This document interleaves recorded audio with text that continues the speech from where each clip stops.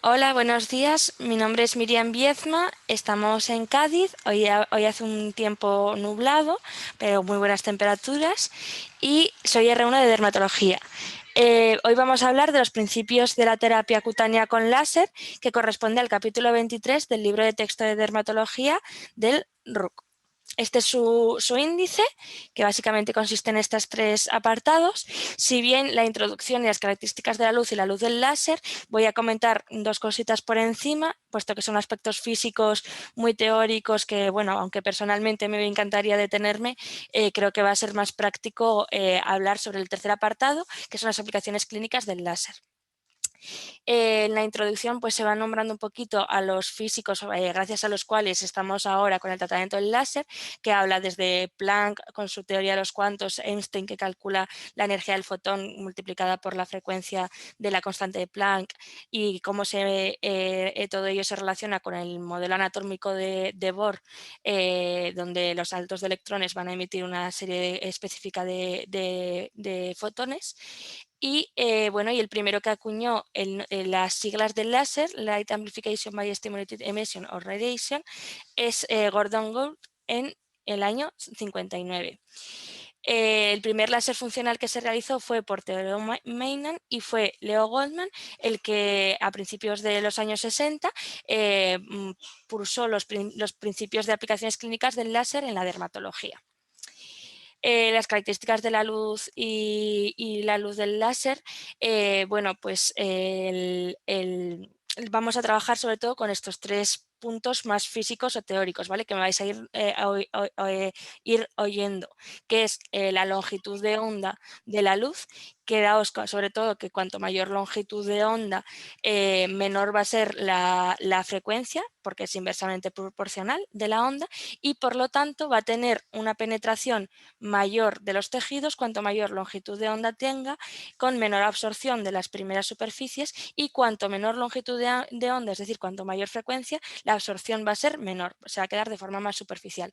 El otro punto importante que vamos a ir nombrando es la duración de los pulsos del haz de láser, que lo característico del láser es que el haz de luz va a ser a una longitud de frecuencia específica, no un continuo, sino una longitud de la onda específica, y la duración de estos pulsos dependiendo del tejido, va a ser necesaria una duración mayor o menor según sobre todo el tamaño de los mismos, de manera que si el objetivo es grande va a necesitar unos pulsos de mayor duración y si es pequeño unos pulsos de menor duración. Por ejemplo, los vasos van a necesitar unos pulsos de microsegundos, mientras que partículas tan pequeñas como la melanina o un pigmento de tatuaje va a ser de incluso nanosegundos o incluso picosegundos. Y el tercer aspecto en el que se basa la terapia del láser es en el tiempo que le cuesta al tejido dañarse y recuperarse, que va dependiendo de cada tipo de tejido, va a jugar en estos tiempos de manera que no lesione tejido circundante y sí lesione nuestro tejido específico. Dentro de la terapia láser se basa sobre todo en los tres cromoforos de la piel, que son la hemoglobina, la melanina y el agua. La absorción de la luz tiene unos determinados picos específicos según este cromóforo, de manera que la hemoglobina va a tener unos picos de absorción, exactamente estos tres, a longitudes de onda bastante cortas, es decir, a alta frecuencia. Sin embargo, la melanina, por ejemplo, no va a tener tanto pico, sino que es un espectro más continuo de absorción desde los rayos ultravioletas hasta incluso los rayos infrarrojos. Y en el caso del agua va a tener longitudes de onda mayores y también con unos picos de absorción, sobre todo entre los 1000, etcétera. Esto va a permitir, estos diferentes picos de absorción, va a permitir que determinadas longitudes de onda se absorberán mejor por un cromóforo que por otro. Entonces, dependiendo de lo que queremos tratar, utilizaremos unas longitudes de onda u otras. Entonces, centrándonos en lo importante de la sesión, las aplicaciones clínicas de láser y las lámparas propone este índice, donde nosotros nos vamos a centrar sobre todo en los cuatro primeros apartados. Nombraremos un poquito en qué consiste el 5 y el 6 y una cosa anecdótica del 7 y del 8.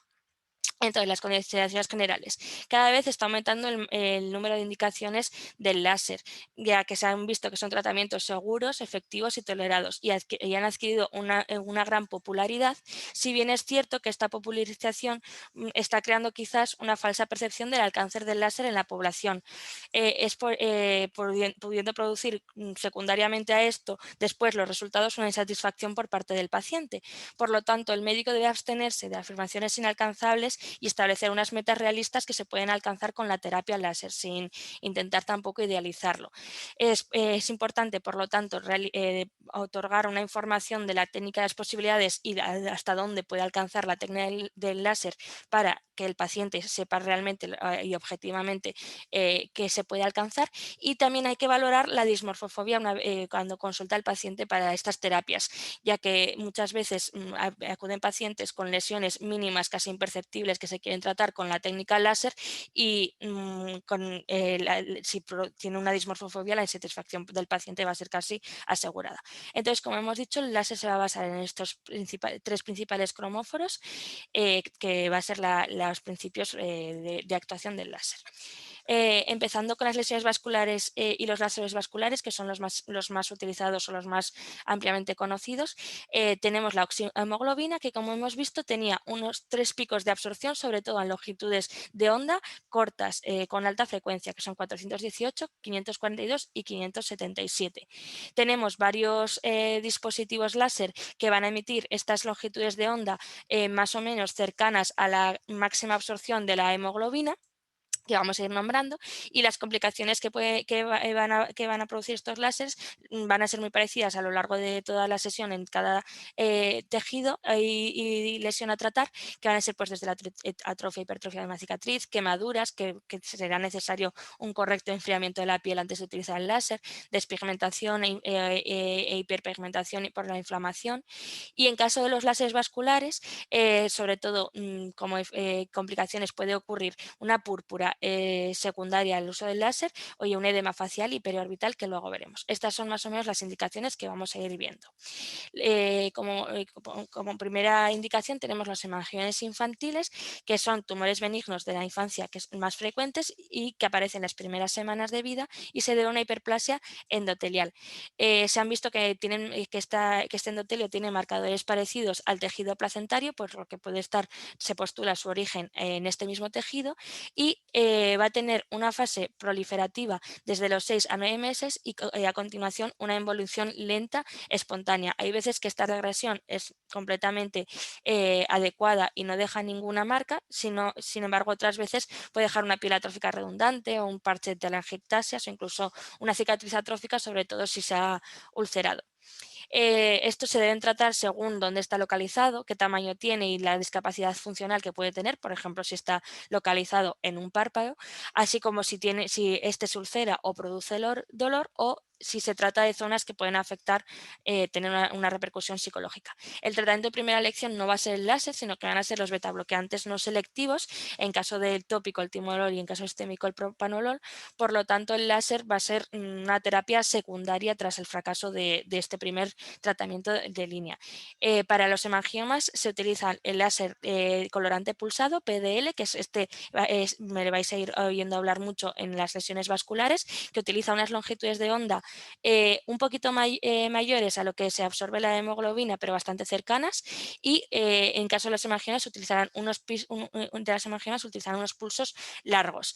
Y también el láser YAG, que en este caso tiene una longitud de onda mayor, también es utilizado en los hemangiomas. Sobre todo su indicación va a ser en aquellos hemangiomas ulcerados que pueden disminuir esta ulceración.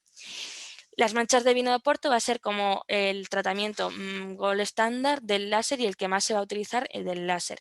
Es una malformación capilar superficial que aparece de manera congénita y se trata de un endotelio plano con recambio normal. En el caso de afectación de la primera rama oftálmica del trigémino, hay que descartar que se pueda tratar de un síndrome de Sturz-Weber, donde los capilares también pueden verse en la coroides y en las leptomeninges. Igualmente tenemos que descartar un glaucoma cuando se asocia de forma periorbital. Y de nuevo aquí vamos a tener como la estrella, como en casi todas las lesiones vasculares, el láser PDL, donde se puede aplicar en lesiones no complicadas de 6 a 8 sesiones y de intervalos a 4 a 6 semanas.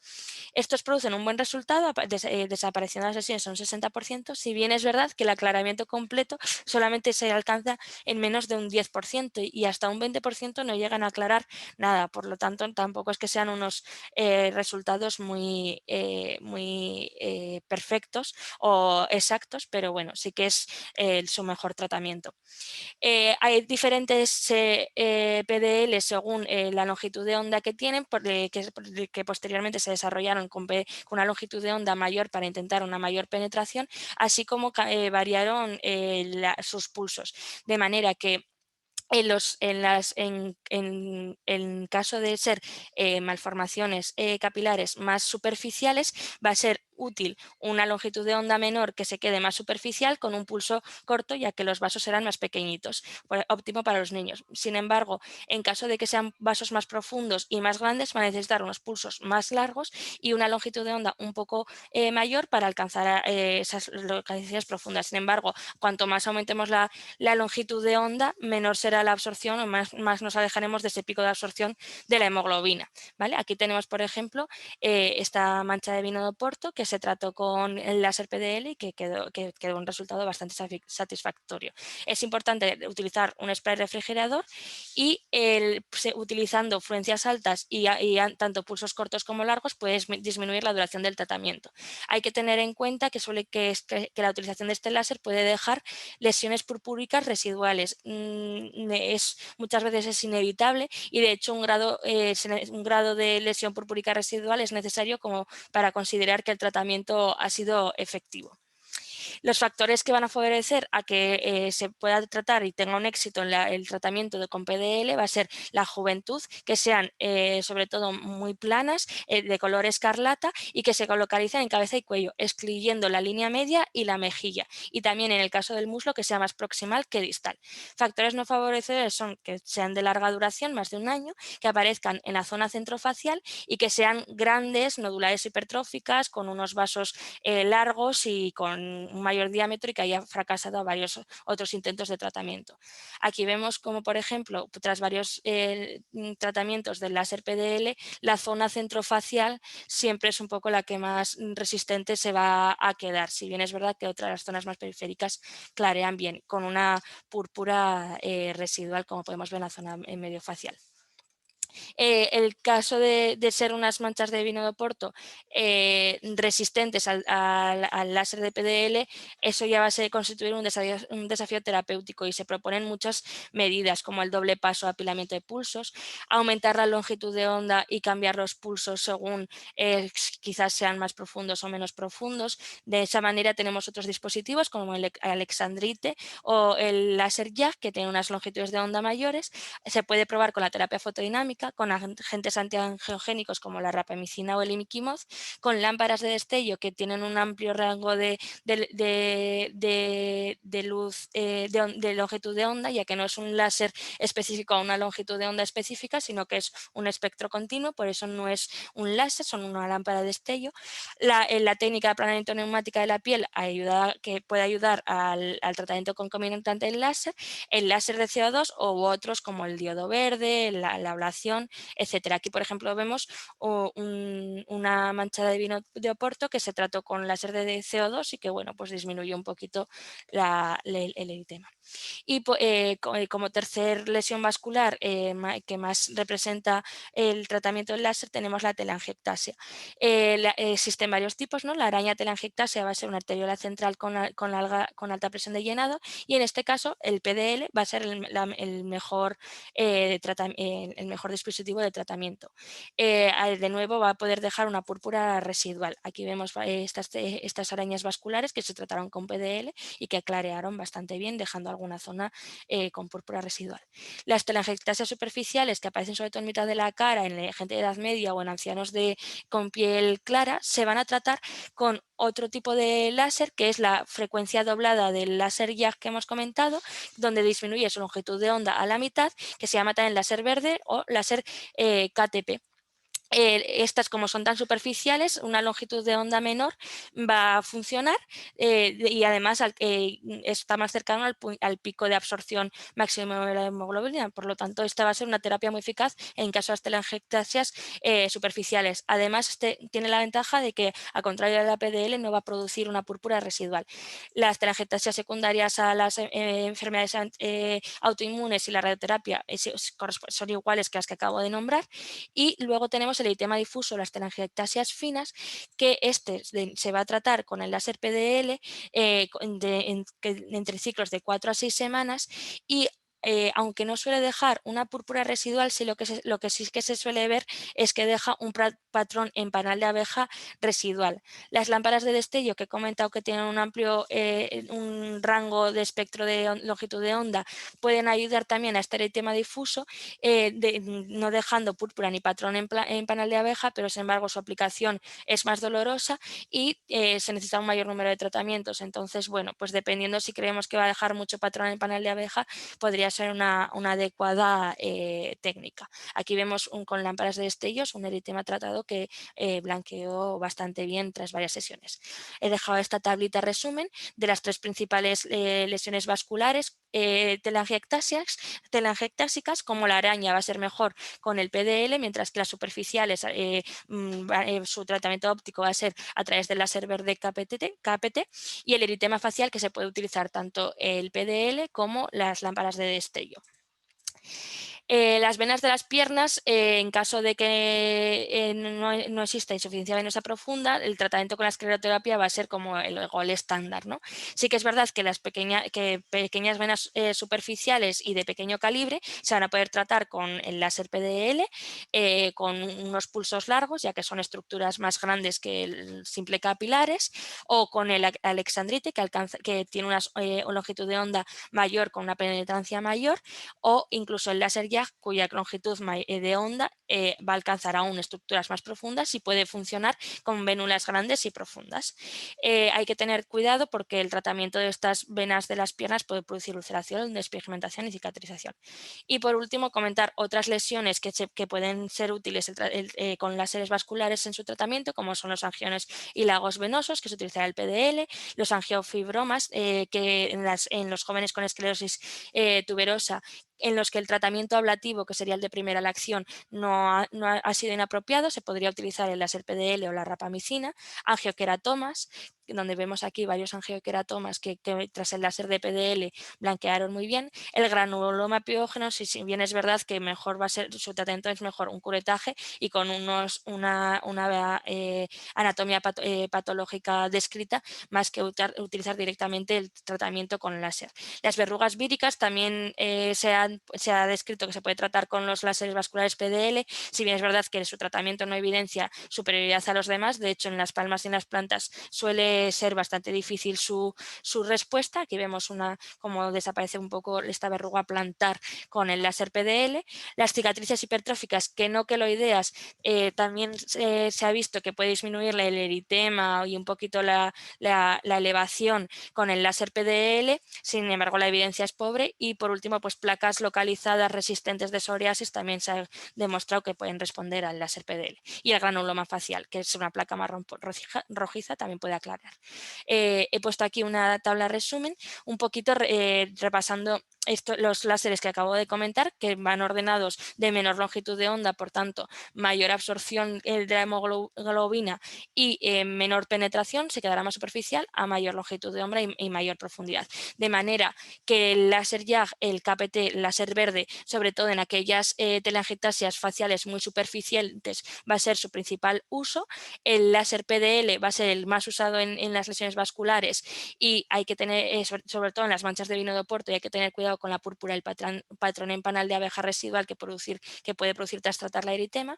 Y en caso del alexandrite y el láser YAG, que son ya con unas longitudes de onda mayores, va a tener una penetración más profunda, de manera que se puede utilizar en venas profundas y grandes de las piernas. Y por último, aunque no sea un láser, la lámpara de destello, que alcanza todas estas longitudes de onda, puede ayudar también, como hemos comentado, al eritema difuso y a las telangiectasias faciales.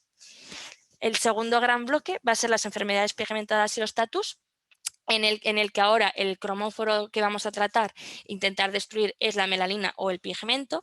Como hemos visto el gráfico al principio, estos cogen una longitud de onda sin ser en pico, sino la melanina, sino es un espectro que coge un espectro continuo desde 630 hasta 1100 nanómetros de longitud de onda, de manera, perdón, desde el rango ultravioleta hasta en 1200, de manera que para intentar evitar solaparse con la hemoglobina, que eran en longitudes de onda de 500 y 400, lo que vamos a hacer es utilizar un espectro un poquito pasada esta longitud de onda, un poquito mayor, de 630 a 1100, de manera que se trate la melanina sin que esto se absorba por la oxihemoglobina.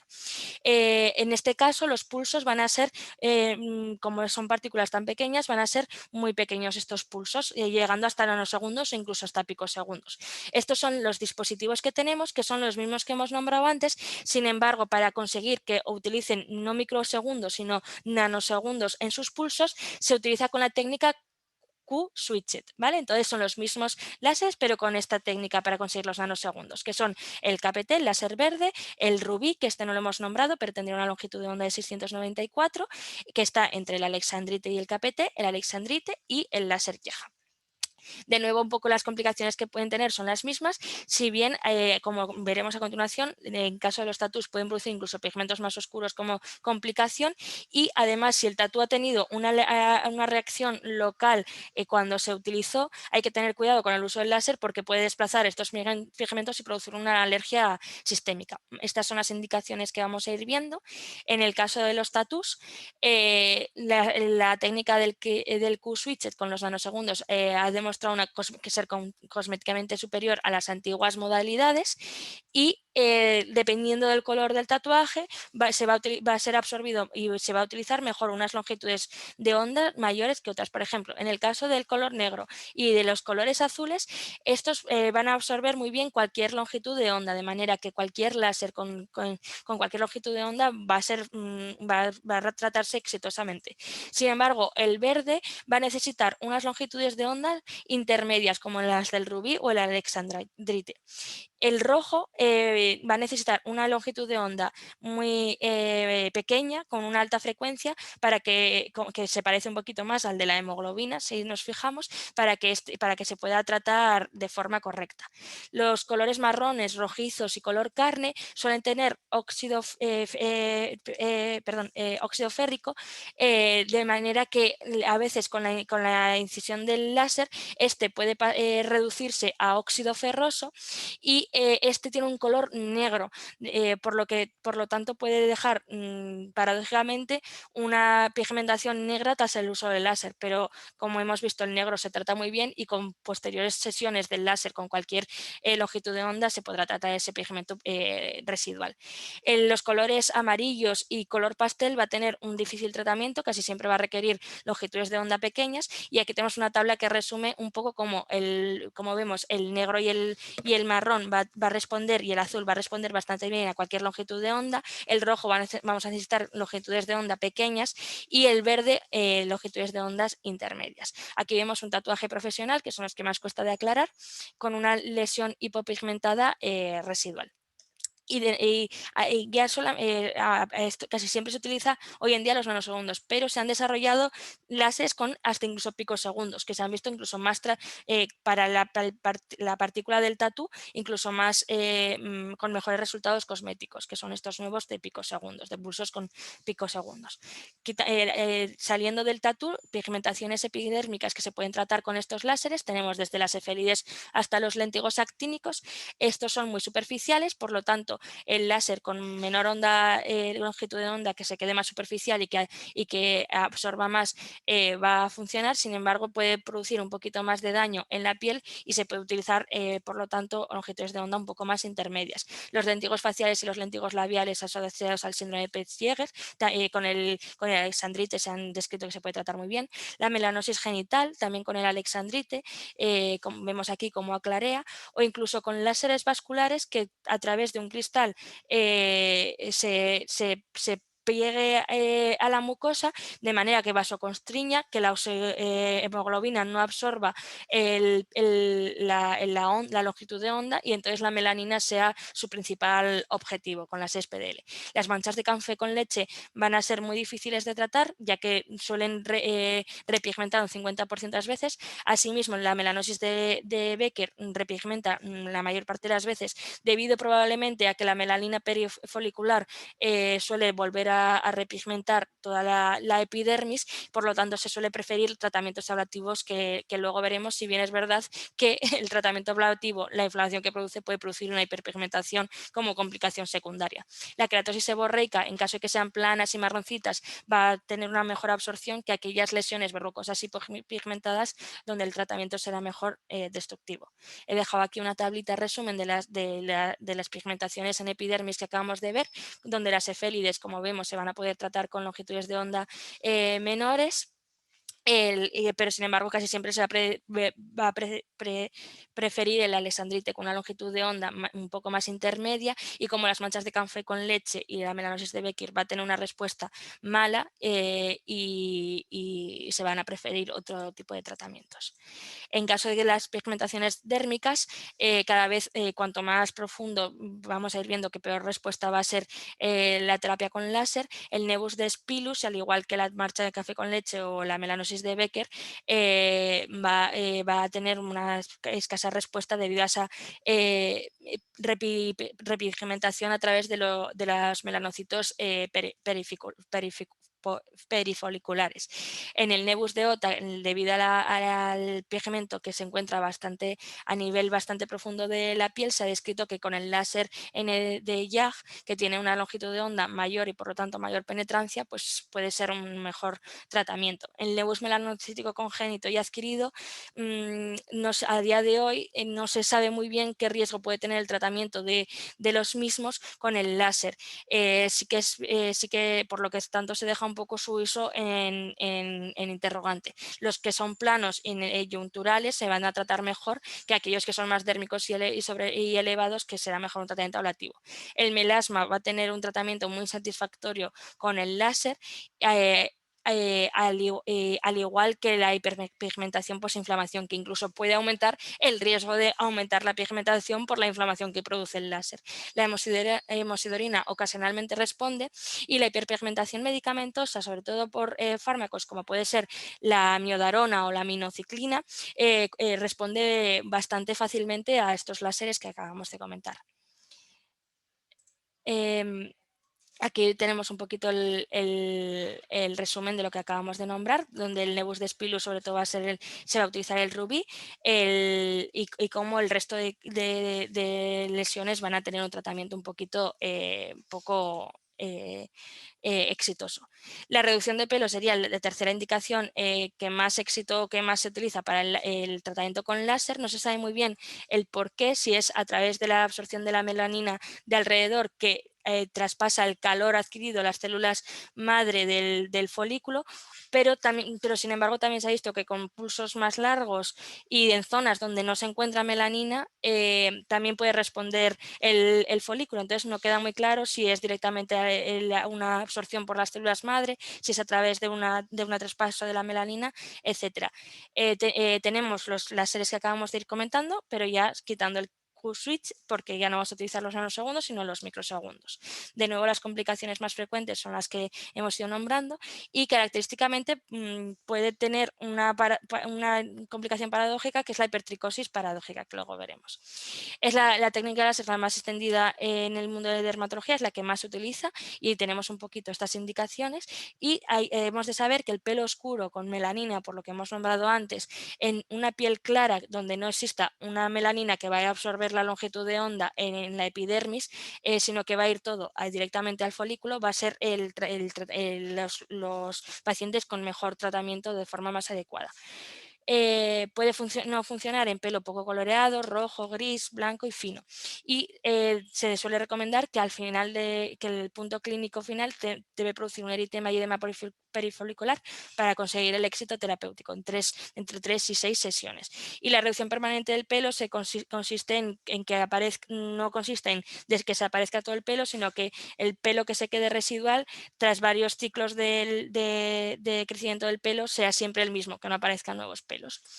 De esta manera se vio que la alexandrite tenía una gran eficacia con esta longitud de onda, con hasta un 74% conseguía esa reducción del pelo, y sobre todo se va a utilizar en fototipos claros que al no tener melanina en la epidermis disminuye el riesgo de quemadura o despigmentación de la misma, puesto que el alexandrite tiene una longitud de onda relativamente bastante corta.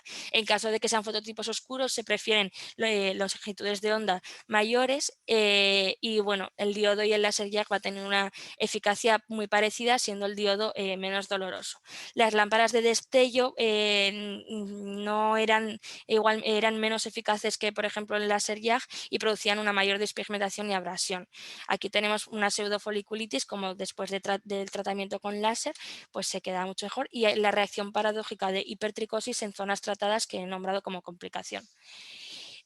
Hasta aquí lo más importante de la sesión. Ahora vamos a hablar un poquito por encima la ablación fototermal en el tratamiento de la patología cutánea, en donde se utilizan dos dispositivos principalmente, el dióxido de carbono y el láser ERG-YAG.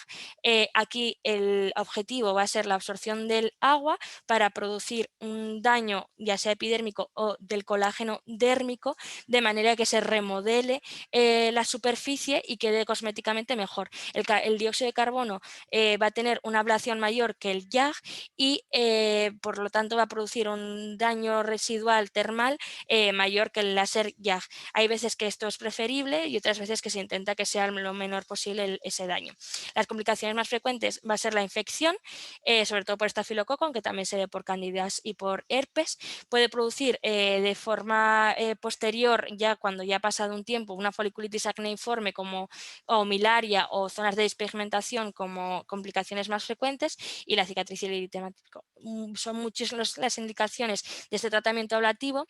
De hecho, incluso se puede utilizar el láser CO2 como una cirugía incisional, que al igual que el bisturí eléctrico va a producir una hemostasia asociada, pero como desventaja el daño termal en los límites de la herida va a producir una disminución del tiempo de cura de la cicatriz y una mayor cicatriz. Por lo tanto, es mejor dejarlo en casos de cierre de segunda intención, como en queloides de cabeza y cuello donde está tapado por el pelo.